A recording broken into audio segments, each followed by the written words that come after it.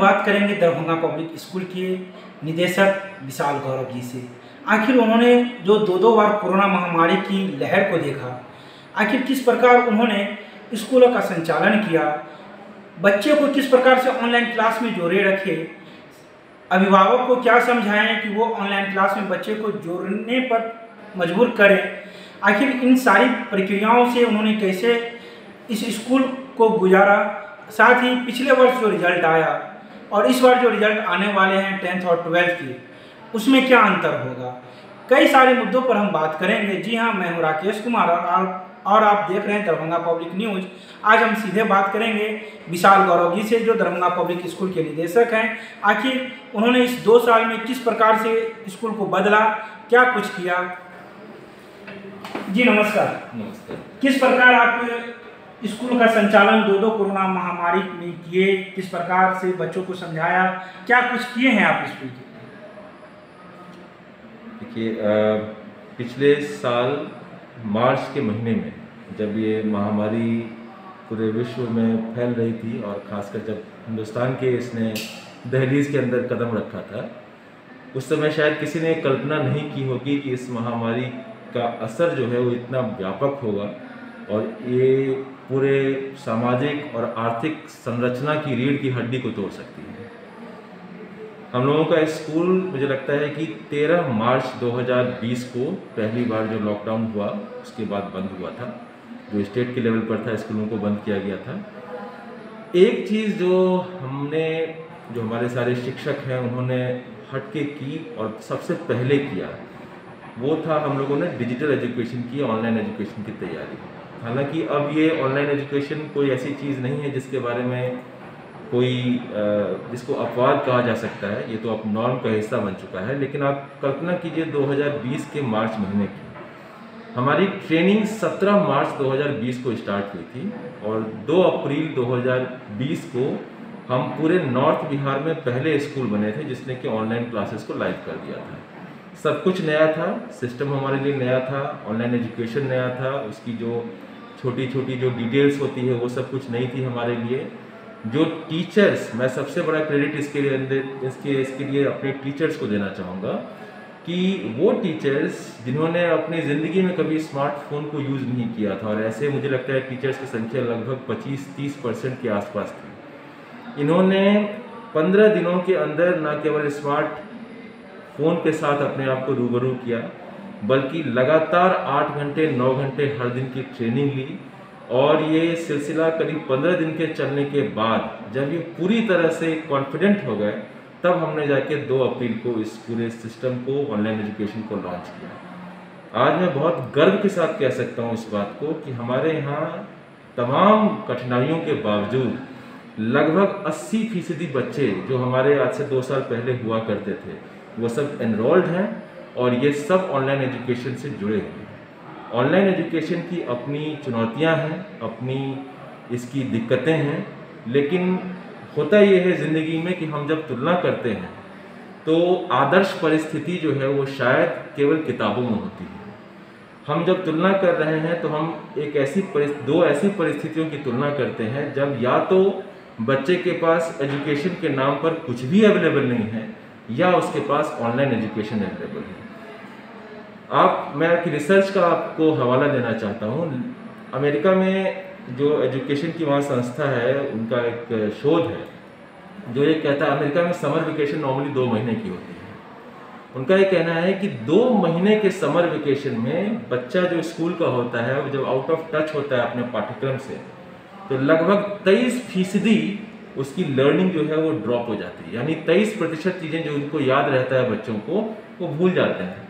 हम 2 महीने की बात कर रहे थे। अब आप सोचिए कि 14 महीने जो बच्चा अपने किताबों से, अपने एजुकेशन से दूर रह जाए, उसके ऊपर कितना व्यापक इसका असर पड़ेगा। इस परिस्थिति को देखते हुए और जो बाहर जिस तरह की परिस्थितियां बनी हुई है, उन सब को अगर आप व्यापक दृष्टिकोण से देखें तो मुझे लगता है कि ऑनलाइन एजुकेशन ने इस बहुत ही विषम परिस्थिति में हम लोगों का हाथ थामा है। क्योंकि आप इमेजिन कीजिए एक ऐसे सिचुएशन कि कोई बच्चा 14 महीने पूरी तरह से एकेडमिक से दूर हो जाए, और फिर मैं दावे के साथ कहता हूँ कि उस क्लास की बात छोड़िए, वो अपने पिछले 2 क्लास की भी चीज़ें को नहीं सॉल्व कर पाएगा, नहीं बना पाएगा। तो उस परिस्थिति में मुझे लगता है कि ऑनलाइन एजुकेशन ने हमारा हाथ थामा है, और जिन भी सिस्टम ने, जिन भी टीचर्स ने, जिन भी स्कूलों ने, जिन भी संस्थाओं ने इसको बेहतर ढंग से, बहुत ही सीरियसली, बहुत गंभीरता से, बहुत ही प्रॉपर अपने आप को नए जो मेथड्स हैं उसके लिए अपने आप को तैयार करते हुए जिन्होंने इसकी तैयारी की है, मुझे लगता है कि उन्होंने इस कोरोना काल में बहुत हद तक शिक्षा के साथ इंसाफ किया है। तो क्या लग रहा है कि जो आपने ऑनलाइन क्लास की, क्या उससे फीडबैक अच्छा मिला? फीडबैक देखिए, शुरुआत जो है जब ऑनलाइन क्लासेस की हुई थी, तो मैं आपसे गलत नहीं कहूँगा, लेकिन हम लोगों ने बहुत गिर गिर कर सीखा है इस चीज़ को। हम लोगों ने बहुत ठोकरें खाई हैं। ऐसा नहीं था कि हमने ऑनलाइन एजुकेशन को लॉन्च किया और इमीडिएटली हमने पहले दिन से झंडे गाड़ दिए, ये कहना बिल्कुल ही गलत होगा। आप हमारे यहाँ जितने टीचर्स हैं, अभी दिल्ली मोड़ और रामबाग 2 हमारी ब्रांचेज हैं, इनको मिला के अभी लगभग हमारे पास 125 के आसपास शिक्षक हैं। पिछले 1 साल में इन शिक्षकों की 1000 घंटे से ज़्यादा ट्रेनिंग हो चुकी है, 1000 आवर्स हर एक टीचर की ट्रेनिंग। और ये बहुत रिगरस ट्रेनिंग होती है। जब हमारी ऑनलाइन क्लासेस चल रही होती हैं, उसके टाइम में जो टीचर्स हमारे फ्री होते हैं उनकी ट्रेनिंग चल रही होती है। आप 6:40 पे हमारे सभी शिक्षक हमारे स्कूल कैंपस में होते हैं। 10:30-11 तक हमारा ऑनलाइन क्लास चलता है, 3 बजे उनकी छुट्टी होती है। ये 4 आवर्स का कंटिन्यूअस रिगरस और शुरुआत से लेकर अभी तक की जो ट्रेनिंग है, वो कहते हैं कि जब आप इस तरह से अपना खून पसीना बहाएंगे तो कहीं ना कहीं वो पूरी तरह से व्यर्थ तो नहीं जाएगा। तो ये मैं सलाम करता हूँ उन टीचर्स को जिन्होंने इस, आप कह सकते हैं कि दृढ़ संकल्प के साथ एक नई चीज़ को इम्बाइब किया और अपने आप को उसमें एक्सेलेंट साबित किया है। और बहुत परेशानी आई, ऐसा नहीं है कि परेशानियां नहीं आई, लेकिन हमने उसका मुकाबला किया और आज हम लोग कॉन्फिडेंट हैं कि जहां हम खड़े थे और जहां आज खड़े हैं उसके बीच में फासला बहुत लंबा है। अभिभावकों का कितना सहयोग मिला पेमेंट के मामले में, बच्चों के मामले में? शुरुआत में मैं कह सकता हूँ कि ये विपदा इतनी बड़ी थी कि शुरुआत में तो काफ़ी डिफ़िकल्टी हुई। स्कूलों को, मैं कोई अलग समाज से नहीं बिलोंग करता हूँ, इसी समाज का मैं भी हिस्सा हूँ।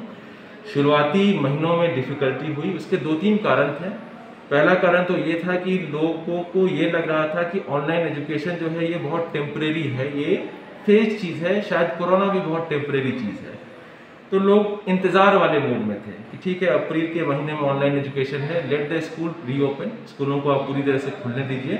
जब ऑफलाइन की क्लासेस शुरुआत होंगी, जब उनकी शुरुआत होगी, उस समय फिर हम लोग फीस पेमेंट के बारे में सोचेंगे। लेकिन फिर धीरे धीरे सिलसिला बढ़ता गया, ये लंबा होता चला गया। फिर कुछ इस तरह से भ्रामक खबरें भी आई मीडिया में, जिसमें कि इस तरह की बातों को कहा गया कि मंत्रालय की तरफ से या सरकार की तरफ से या कोर्ट की तरफ से इस तरह के ऑर्डर हैं कि ये एक्स फीस को माफ़ कर दिया गया है, 6 महीने की फीस नहीं लगेगी, जो बाद में एक सिरे से सारी न्यूज़ खारिज हुई। और हर सुप्रीम कोर्ट से लेके हाई कोर्ट से लेके सरकार, सबका फैसला हम लोगों को यहाँ सामने है कि वो सारी चीज़ें भ्रामक थी।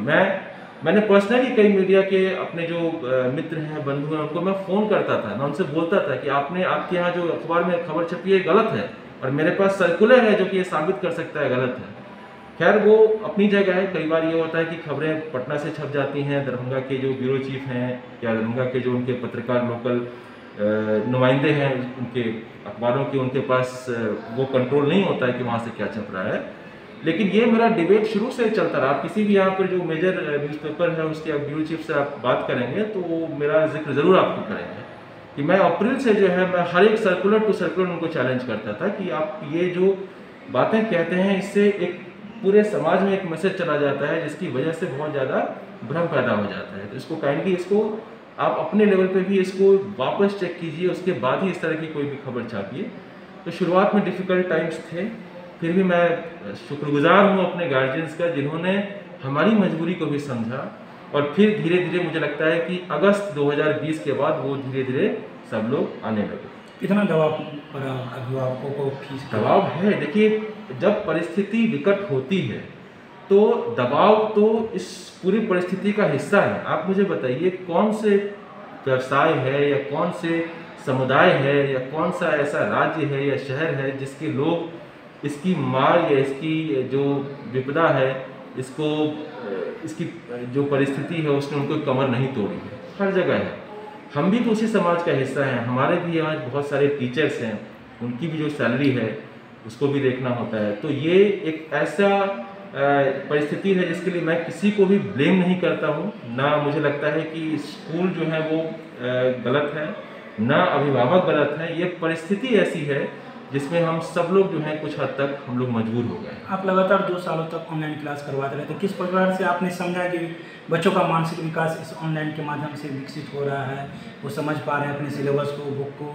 क्या इसके लिए कोई टेस्ट प्रक्रिया या फिर क्या कुछ आपने किया? बिल्कुल हम लोगों का बहुत एडवांस टेस्ट प्रक्रिया है। और आपको जान के शायद आश्चर्य होगा कि इस बार तो क्लास 10th और 12th में सारा कुछ जो है CBSE बोर्ड ने और सरकार ने भी कह दिया कि आपकी जो इंटरनल इवैल्यूएशन की प्रक्रिया थी, आपकी जो आंतरिक जो आप जिस तरह से इवैल्यूएट करते हैं उसकी जो प्रक्रिया थी, उसको ही मानक मानते हुए बोर्ड का रिजल्ट तैयार करना है। ये हम खुशनसीब कह लीजिए या हम लोग बहुत तैयार थे इस चीज़ के लिए कि हमारे पास हर बच्चे का right from the beginning of the term उसका सारे ऑनलाइन टेस्ट का हमारे पास रिकॉर्ड है। और हर एक जैसा हमारा सिलेबस बना हुआ था, जिस तरह का करिकुलम बना हुआ था, एग्जैक्टली हमने ऑफलाइन की जगह ऑनलाइन करते हुए उसको फॉलो किया। हमारा आप कह सकते हैं कि नंबर ऑफ पीरियड्स जो है वो कुछ रिड्यूस हुए, उसको कंपनसेट करने के लिए हम समर वेकेशन हमने ख़त्म कर दिया। जो गर्मी की छुट्टी हुआ करती थी उसको हमने पूरी तरह से वाइप ऑफ कर दिया। मैं again I am thankful to the teachers कि वो परिस्थिति को उन्होंने समझा कि अभी ये मौका नहीं है, क्योंकि हर दिन हम 8 पीरियड या 7 पीरियड हमारे लिए संभव नहीं है, ना वो फिजिकल हेल्थ के लिए ठीक है बच्चों के ऑनलाइन के लिए।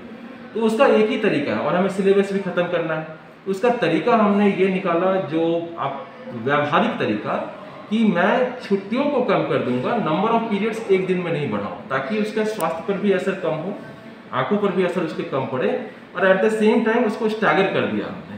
और इसीलिए हम लोग सिलेबस को जिस टाइम पे फिनिश करते थे, हम लोगों के स्कूल में जो टारगेट होता है दरभंगा पब्लिक स्कूल में, वो टारगेट होता है 10 दिसंबर का। हम लोग हर एक साल 10 दिसंबर को अपना सिलेबस फिनिश करते हैं, और ये हम पिछले 6 साल से लगातार करते आ रहे हैं, और हमने कोरोना महामारी के बीच भी किया। और यही कारण था कि जनवरी में जब सरकार ने स्कूलों को खोलने की अनुमति दी थी सीनियर क्लासेस के लिए, हमने स्टार्ट किया था प्री बोर्ड के साथ। यानी जनवरी में हमने शुरुआती हफ्तों में पहला प्री बोर्ड लिया, जनवरी के जो आखिरी में हमने दूसरा प्री बोर्ड लिया, और फरवरी के महीने में हमने तीसरा प्री बोर्ड लिया। उसके पीछे हमारी 2 मंशा थी। एक तो ये था कि जो बच्चे हैं वो कम्प्लीटली आउट ऑफ टच हो चुके थे रिटन प्रैक्टिस से, मैं कह सकता हूँ, क्योंकि बाकी पढ़ाई अगर चल भी रही थी तो जो रिटन प्रैक्टिस, जो कागज़ और कलम की जो जगह है, उसकी भरपाई ऑनलाइन क्लासेस नहीं कर सकती हैं। इस बात को मैं स्वीकार करता हूँ। तो हम लोगों को उस टाइम हम लोगों को ये भी नहीं मालूम था कि बोर्ड कैंसिल हो जाएगा। तो हम लोगों ने सोचा कि जो बच्चे ने 6 महीने 7 महीने से कागज़ कलम को बहुत ही कम इस्तेमाल किया, क्योंकि होमवर्क करने के लिए इन सब के लिए इस्तेमाल होता था, लेकिन फिर भी इतना ज़्यादा नहीं हो पा रहा था जितना कि नॉर्मल क्लासेस में होता है कागज़ कलम का इस्तेमाल। तो इसीलिए हमने 3 बार प्री बोर्ड किया, ये सोचते हुए कि अगर एक बच्चा मिनिमम भी लिखेगा तो 45 घंटे लिखेगा, क्योंकि एक बच्चे का एक पेपर 3 घंटे का होता है, 5 सब्जेक्ट होते हैं 10th और 12th में, तो 3 गुने 5 गुने 3 प्री बोर्ड यानी 45 घंटे। यानी 45 घंटों की रिटन प्रैक्टिस हमने इंश्योर की कि उस बच्चे की एग्जामिनेशन की सिमुलेटेड कंडीशन में होनी चाहिए। क्या जिस प्रकार के रिजल्ट 10th और 12th के आ रहे हैं, क्या वो बच्चों के भविष्य के लिए अच्छे हैं, सुरक्षित हैं? देखिए, इस बार तो CBSE का और सुप्रीम कोर्ट का भी ऑर्डर है कि जो 10th और 12th है उसका रिजल्ट इस बार स्कूलों को ही तैयार करना है। मैं दरभंगा पब्लिक न्यूज़ के माध्यम से एक बात अभिभावकों से और इस समाज के जो भी हमारे बुद्धिजीवी वर्ग है, जो छात्र मुझे देख रहे हैं, उन सब के पास पहुंचाना चाहूँगा कि ये भ्रांति कृपया न रखें कि स्कूलों के द्वारा रिजल्ट बनाए जाने का मतलब है कि स्कूलों के हाथ खुले हुए हैं।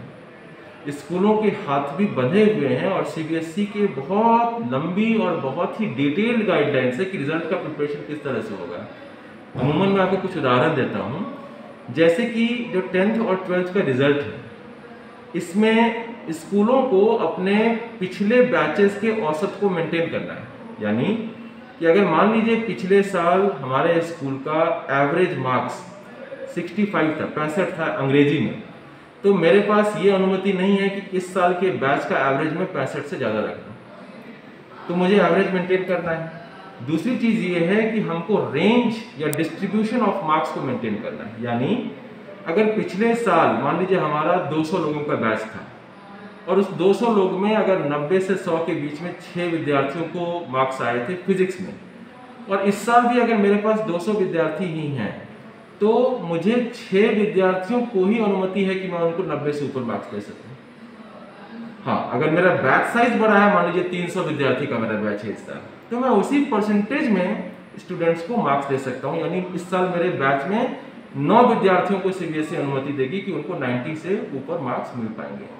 तो अगर ये कई अभिभावक भी ऐसा सोचने लगे हैं कि स्कूलों के हाथ में मार्क्स है तो स्कूलों के पास पूरी आज़ादी है, जिस तरह के स्कूल जो है वो चाहेंगे वो मार्क्स दे सकते हैं और कंप्लीट जो है ये बहुत ही रिलैक्स्ड और फ्लेक्सिबल सिस्टम होगा। आई एम सॉरी, लेकिन ऐसा है नहीं। It is a bad news, but ऐसा नहीं है। एक अंतिम प्रश्न आपसे, 11-12 के वर्ग खुल गए हैं, तो किस प्रकार से आप नियमों का पालन करते हुए वर्ग का संचालन कर रहे हैं? देखिए, हम लोग तो शुरू से एक तो चीज़ तो ये है, हमारे यहाँ टीचर्स जो हैं वो जब सरकार की तरफ से अनुमति मिली है ऑफिस खुलने की, तो हमारे टीचर्स यहाँ 8 आवर्स उनका ड्यूटी हमेशा चलता रहा है। तो जो बेसिक प्रोटोकॉल होता है, क्योंकि टीचर्स की संख्या भी काफ़ी है, 125 मैंने कहा आपको, तो जब इतने लोग यहाँ पर पहले से आ रहे थे और काफ़ी बड़ा एरिया है, इसीलिए ऐसा नहीं है कि सोशल डिस्टेंसिंग का नॉर्म फॉलो नहीं हो पाता है, तो बेसिक जो प्रोटोकॉल है सरकार का वो हम लोग पहले से भी फॉलो कर ही रहे थे। जो आप गेट पर एंटर करेंगे तो आप जो भी हमारे टीचर्स एंटर करते हैं, जो भी स्टाफ एंटर करते हैं, जो भी दूसरे विजिटर्स एंटर करते हैं, थर्मल स्कैनिंग से शुरुआत होती है, फिर आपको सैनिटाइजर दिया जाता है, फिर मास्क हम लोग हमेशा अपने पास स्टॉक में रखते हैं ताकि कोई भी बच्चा या कोई भी व्यक्ति विजिटर अगर बाई चांस भी अगर वो भूल के आ गए तो हम अपनी तरफ से उसको फ्री ऑफ कॉस्ट मास्क दे देते हैं कि हमारी तरफ से, लेकिन आप कृपया इस कैंपस के अंदर इस मास्क को निश्चित रूप से पहन के रखें। इसके अलावा चूँकि क्लास के साइजेस जो हैं वो सीबीएसई नॉर्म्स के हैं, 500 स्क्वायर फीट का क्लास है हमारे यहाँ। उसमें जो बेंचेस हम लोग यूज़ करते हैं हम लोग वो लगभग हम लोग 18 बच्चे को ही एक क्लास में मैक्सिमम अलाउ करते हैं। सीबीएसई का ऑप्टिमम साइज 40 है, डिस्टेंसिंग मेंटेन करते हुए हम लोग मैक्सिमम 18 बच्चों को अलाउ करते हैं एक क्लास में बैठने के लिए। तो ये जो भी चीज़ें सीबीएसई के गाइडलाइंस में या बिहार सरकार के प्रोटोकॉल में चीज़ें हैं, उन सभी चीज़ों का हम लोग हर तरीके से, हर दृष्टिकोण से अक्षरशः पालन कर रहे हैं। धन्यवाद।